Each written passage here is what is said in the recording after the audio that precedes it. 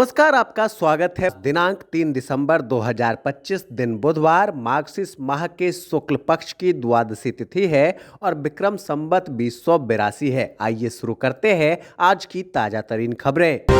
रूसी राष्ट्रपति पुतिन की भारत यात्रा से पहले भारत और रूस के बीच एक बड़े रक्षा सहयोग समझौते की तैयारी हो रही है। इस समझौते पर रूसी संसद में आज मतदान होगा। यह समझौता दोनों देशों के रक्षा सहयोग को मजबूत करेगा। बिहार में मिली प्रचंड जीत के बाद बीजेपी अब पूरी ताकत के साथ अगले साल होने वाले 5 राज्यों के विधानसभा चुनाव की ओर बढ़ रही है। पार्टी नेतृत्व ने इसका खाका तैयार कर लिया है और इस पूरे चुनावी अभियान की कमान केंद्रीय गृह मंत्री अमित शाह के हाथों में होगी।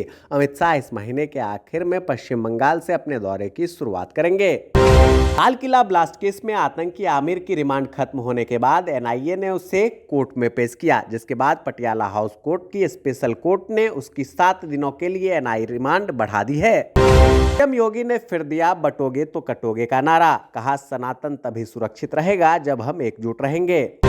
पूर्णिया से निर्दलीय सांसद पप्पू यादव ने अतिक्रमण हटाने की कार्रवाई का विरोध करते हुए कहा कि अगर 5 तारीख को किसी का घर तोड़ा गया तो वो बुलडोजर के सामने खड़े रहेंगे। उन्होंने सरकार पर गरीबों को परेशान करने का आरोप भी लगाया, साथ ही आंदोलन की चेतावनी दी। केंद्र सरकार द्वारा कंपनियों को सभी मोबाइल में साइबर सुरक्षा ऐप संचार साथी को प्री लोडेड रखने के आदेश को लेकर आम आदमी पार्टी ने हमला बोला। जहां आम आदमी पार्टी के राष्ट्रीय संयोजक अरविंद केजरीवाल ने सरकार के इस कदम को लोगों की प्राइवेसी पर हमला बताया।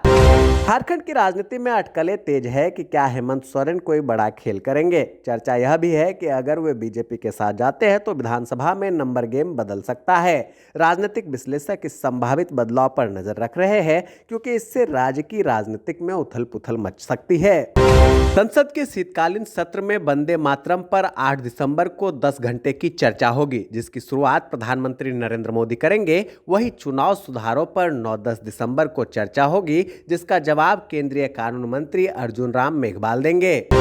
ग्रामीण विकास मंत्रालय के अधीन आने वाले भूमि संसाधन विभाग आज नई दिल्ली के भारत मंडपम में शहरी बस्तियों का राष्ट्रीय भू संस्थानिक ज्ञान आधारित भूमि सर्वेक्षण और लैंड स्टॉक पर एक महत्वपूर्ण राष्ट्रीय संगोष्ठी का आयोजन करेगा।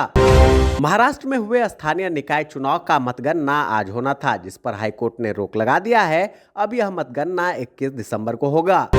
दिल्ली एनसीआर में दम घोटू पॉल्यूशन को लेकर आज सुप्रीम कोर्ट में सुनवाई होगी। इसके बाद बड़ा फैसला कोर्ट द्वारा सुनाया जा सकता है। बिहार विधानसभा के शीतकालीन सत्र में प्रेम कुमार निर्विरोध स्पीकर बने। डिप्टी स्पीकर के लिए नामांकन 3 दिसंबर को होगा और चुनाव 4 दिसंबर को होगा। प्रधानमंत्री कार्यालय का नाम बदलकर सेवा तीर्थ कर दिया गया है। केंद्र सरकार ने यह फैसला लिया है। बताया जा रहा है कि प्रधानमंत्री कार्यालय जल्द ही नई कॉम्प्लेक्स में शिफ्ट होगा। इस बिल्डिंग का नाम ही सेवा तीर्थ रखा गया है।